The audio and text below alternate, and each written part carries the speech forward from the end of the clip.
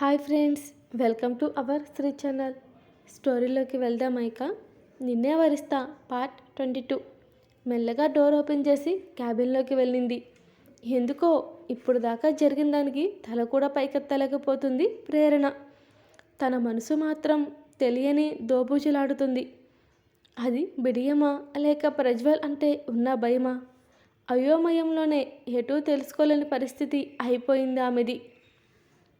ఇంతలో ప్రేరణని సోఫాలో కుదేసిన ప్రజ్వల్ ఆమె పెదవి దగ్గర తిరమని రైస్ కర్రీతో కలిపి పెట్టాడు తన నోట్లో. తన అణువణువుని ఇష్టం లేకుండా బలవంతంగా తాకిన అతడు ఇలా శ్రద్ధగా తనకి తినిపిస్తుంటే ప్రేరణ ఆలోచనలన్నీ అక్కడే ఆగిపోతున్నాయి. పెదవి చివర ఇంకా మిగిలే ఉన్న చిన్న మెతుకుని తన పెదవితో అందుకున్నాడు ప్రజ్వల్. దాంతో ఉలిక్కిపడి ఒక్కసారి ప్రజ్వల్ కళ్ళలోకి చూసి చప్పున కళ్ళు కిందకి దించేసింది ప్రేరణ. ఏమైంది నాకు ఇవాళ? ఎంత కొత్తగా ఉంది. ఎందుకని రిషి ఏం చేస్తున్నా సరే నాకు నా హార్ట్ ఇంత ఫాస్ట్గా కొట్టుకుంటుంది? అతడి టచ్ నేను ఫీల్ అవుతున్నానా? లేదు, నేను ఇలా అస్సలు ఆలోచించకూడదు. నన్ను అడుగడుగున ఇబ్బందులు పెట్టిన వారిని అంత తేలిక క్షమించాలా? అందులోనూ నన్ను మరీ ఇంకేదో ఆలోచనలు చేసి నో నెవర్ అని ఏవేవో ఆలోచనలు చేస్తున్న ప్రేరణని కదిపాడు ప్రజ్వల్. ఏం ఆలోచిస్తున్నావు అని అడిగాడు ప్రేరణతో ప్రజ్వల్. దాంతో ఉలిక్కిపడి ఆలోచన మధ్యలో నుంచి తేరుకుంటూ ఏం లేదండి, ఇక నేను వెళ్తాను అని అంది ప్రేరణ. కాసేపు వెయిట్ చేయి, నాది కూడా అయిపోతుంది. వర్క్ ఫినిష్ అయ్యాక ఇద్దరం కలిసే వెళ్దాం అని అన్నాడు ప్రజ్వల్ ప్రేరణతో. ఏదేమైనా ఇప్పుడు కాస్త కూల్గా ఉన్నాడు. ఇదివరకున్నా ఇప్పుడు కాస్త బెటర్. ఒకసారి ఇంటికి ఫోన్ చేయనా? అతడి పర్మిషన్ తీసుకుని అసలు అడగనా? ఒకవేళ అడిగితే ఎలా రియాక్ట్ అవుతాడు? ఇంతకు ముందులో ఒకసారి వైలెంట్గా రియాక్ట్ అవుతే అడగాలా వద్దా అని మనసులో ఆలోచనల మధ్యలో కూరుకుపోతుందామె. ఆమె face expressions seconds to seconds మారిపోతుంటే కనిపెట్టిన ప్రజ్వల్, నన్నేమన్నా అడగాల నువ్వు అన్న ప్రజ్వల్ మాటలకి ఏం చెప్పాలో అలాగే చూస్తుంది తెలియక ప్రేరణ. అడగనా వద్దా అన్న ఆలోచన మధ్య కొట్టుకోవడం కన్నా ఒకసారి అడిగితే ఏమంటారో తెలుస్తుంది కదా అని ధైర్యం చేసి ఒకసారి ఇంటికి ఫోన్ చేయనా నేను అని అడిగింది మెల్లగా ప్రేరణ. క్షణం కూడా ఆలస్యం చేయలేదు ప్రజ్వల్. నాట్ నౌ అనేసాడు వెంటనే సీరియస్గా. నీకు నేను ముందే చెప్పేశాను ప్రేరణ, మీ వాళ్ళని చూసినా మాట్లాడినా సరే అంటూ సూటిగా ప్రేరణ కళ్ళలోకి చూశాడు ప్రజ్వల్. కారుతున్న ప్రేరణ కన్నీళ్ళకి తన మనసు కూడా తనకే తెలియకుండా కరుగుతూ ఉండడంతో, సరే ఒక్క మీ బావతో తప్ప ఎవరితోనైనా మాట్లాడుకో, నో ప్రాబ్లం. కానీ అది కూడా నా ఎదురుగా ఉన్నప్పుడే. అది పెద్ద విషయం కానట్టు నిజంగానా అని ఆశగా అడిగింది ప్రేరణ పెదాలపై చిరునవ్వును పూయిస్తూ.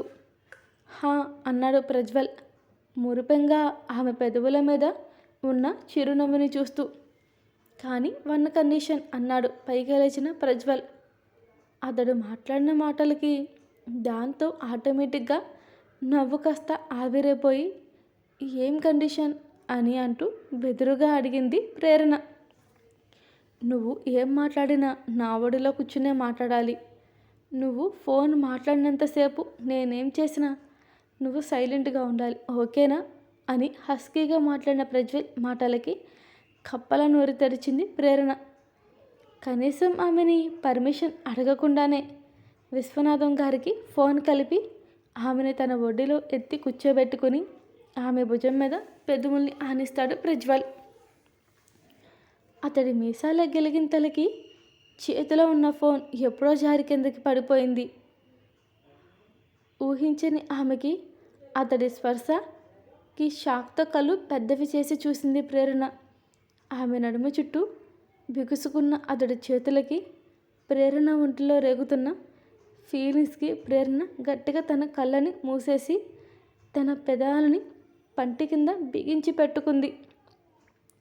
ఇంకా మెరుస్తున్న ఆమె పసుపు తాడుని చూస్తూ భుజాల మీద నుంచి మెడవంపుల్లోకి తన పెదవుల్ని ఆనిస్తాడు. అతడి మీసాలు తగులుతున్న ప్రతి చోట బిగుసుకున్న పెదవులు వణుకుతూ తనే మునిపంటితో కొరికేసుకుంటుంది ఈసారి ప్రేరణ. అంటూ చిన్న సౌండ్ చేయడంతో ఏమైందే అని ముందుకు తిప్పుకున్న ప్రజ్వల్ ఆమె నుంచి వస్తున్న బాడీ స్మైల్ అతన్ని మత్తులోకి పంపుతుంది. పెదవి చివర కారుతున్న బ్లడ్తో పెదవుల్ని మరింత అమాంతంగా అందుకున్నాడు ప్రజ్వల్. అతడు పెట్టే ముద్దుకి ఊపిరి భారంగా కదులుతుంటే అంతకు మించి స్పీడ్తో ఆమె గుండెలు అదురుతాయి. వాటిని స్పర్శని ఫీల్ అవుతూనే పిన్ లాగేసి బయటనే తప్పించేశాడు ప్రజ్వల్. నడుము మీద ఉన్న చీరని కొద్దిగా కిందకి జరుపుతూ ఆమె నడుం వంపుల్లో తన చేతితో ప్రెస్ చేస్తూ ఇంకోసారి ప్రేరణ పెదాలు అందుకోవడానికి దగ్గరికి వెళ్తాడు ప్రజ్వల్.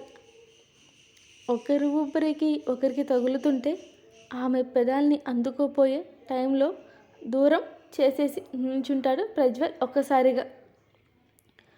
దాంతో ఇద్దరూ తేరుకోవడానికి 2 నిమిషాలు పట్టిన సమయం. అయితే అతడి టచ్కి కరిగిపోతున్న ప్రేరణ తనని తనే తిట్టుకుంటుంది. పుడుతున్న కొత్త సిగ్గుకి అతడి నోరు అతన్ని నేరుగా చూడలేకపోతుంది ప్రేరణ ప్రజ్వల్ని.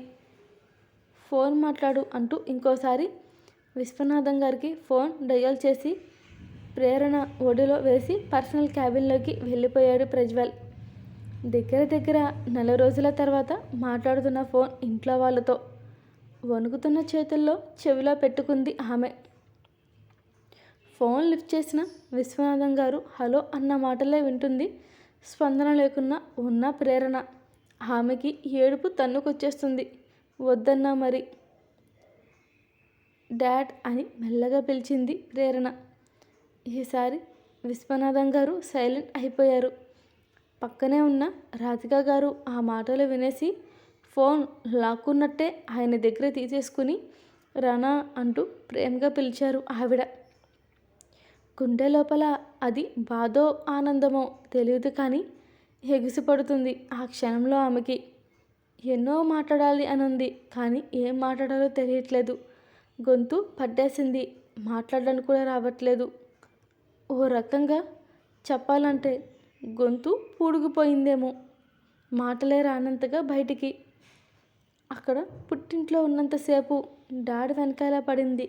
ఇప్పుడు తల్లితో మాట్లాడాలన్నా కూడా అదే పరిస్థితి.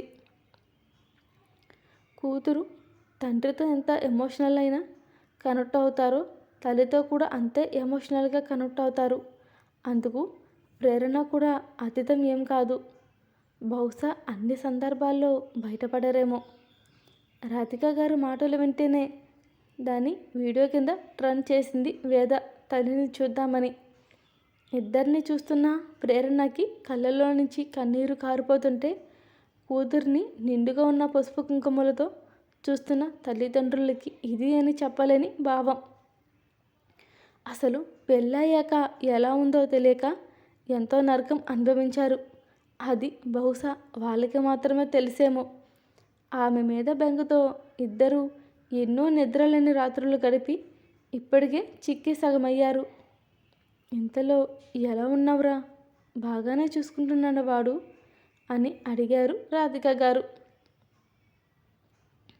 ఎందుకో రాధిక గారు ప్రజ్వల్ని రెస్పెక్ట్ లేకుండా వాడు అంటుంటే నచ్చలేదు. అది ఎలా చెప్పాలో కూడా తెలియట్లేదు ప్రేరణకి. ఆమెకే తెలియకుండా మెల్లగా ప్రజ్వల్ ఆమె మనసుని ఆక్రమించేస్తున్నాడు. చూసుకుంటున్నారమ్మా అని మాత్రమే అంది. కూతురు నుంచి వచ్చిన రెస్పెక్ట్ఫుల్ మాటలకి ముఖం చిట్లించారు రాధిక గారు. ఆ పక్కనే తనని గుడ్లు మెట్టగరించి చూస్తున్న సింధుని ఎలా ఉన్నారు వదిన గారు అని అడిగింది ప్రేరణ. ఏదో మీ దయ్యా, మీ అన్నయ్య దయ్యా అని వెటకారంగా అంది సింధు.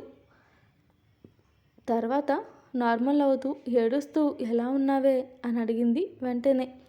అదే సమయంలో ఆమె కూడా ఏడుపుకు వచ్చేసింది. కానీ దాన్ని పెదాల మాటున దాచేసి ఇదిగో ఇలా ఉన్నాను అని అంది ప్రేరణ. సింపుల్ సిల్క్ శారీ, ఆమె మెడలో సింపుల్గా ఉన్న పసుపు తాడు తప్పిస్తే ఇంకేమీ లేదు. అది చాలు ఆమె ఎలా బతుకుతుందో అక్కడ వారికి చెప్పేయడానికి. చూస్తున్నా నీ ఒంటి మీద ఉన్నవి అని రాధిక గారు అనడం, ఇటు ప్రజ్వల్ పర్సనల్ క్యాబిన్లోకి ఒకేసారి రావడం, వాళ్ళ మాటలు వినడం జరిగిపోయాయి ఆటోమేటిక్గా. దాంతో వచ్చేవాడు ఓ క్షణం ఆగిపోయాడు ప్రజ్వల్. అతడు రావడం చూసిన ప్రేరణ వినాశాడేమో అన్న కంగారులో డైవర్షన్ కోసం మా అన్నీ ఎక్కడా అని అడిగిందో లేదో స్టెప్స్ నుంచి దిగుతూ వస్తున్నాడు రాహుల్. ఇద్దరు ఒకరిని ఒకరు చూసుకుంటున్నారు తప్ప ఏ ఒక్కరూ ముందు మాట్లాడరు. ఆ చూపుల భాష ఉన్నప్పుడే పక్క నుంచి కౌశల్ కనిపిస్తుంటే కౌశి అని ఆమె పెదాల మధ్య ఆ పిలుపు ఆగిపోయింది. అంతలోనే ప్రజ్వల్ కూడా వాళ్ళని ఎప్పుడైనా ఫేస్ చేయాల్సిందే అని పక్కకి వచ్చి కూర్చున్నాడో లేదో ఎదురుగా కనిపిస్తున్న కౌశల్ని చూసి ఫోన్ లాగేసి కట్ చేసేసాడు ప్రజ్వల్. కోపం తెచ్చుకోకుండా ప్రేరణని దగ్గరగా తీసుకుని ఆమె చేతిలో చేతులు వేసి, నీకు మన పెళ్ళైనప్పుడే చెప్పాను మీ వాళ్ళతో అస్సలు మాట్లాడొద్దని. కానీ నీ ఏడుపు ముఖం చూడలేక మాత్రమే నేను పర్మిషన్ ఇచ్చాను. ప్రతిసారి అంటే ఇవ్వను. మరీ ముఖ్యంగా అడ్డమైన వాళ్ళతో అందరితో మాట్లాడడానికి అస్సలు కాదు అని అన్నాడు ప్రజ్వల్. అసలు కౌశల్ అంటే ఎందుకంత పగ ప్రజ్వల్కి అని ఆలోచిస్తూనే తన ఆలోచనని గడిపేస్తూ అసలు ఏం జరిగిందో అని అడిగేయాలి అని అనుకుంటే ఈలోపే కమ్ విత్ మీ అని అన్నాడు ప్రజ్వల్. అతడు తనని ఎందుకు రమ్మన్నాడో అర్థం కాకపోయినా తన చేతిలో చేతిని నిలిపింది Prerana. Thank you for watching.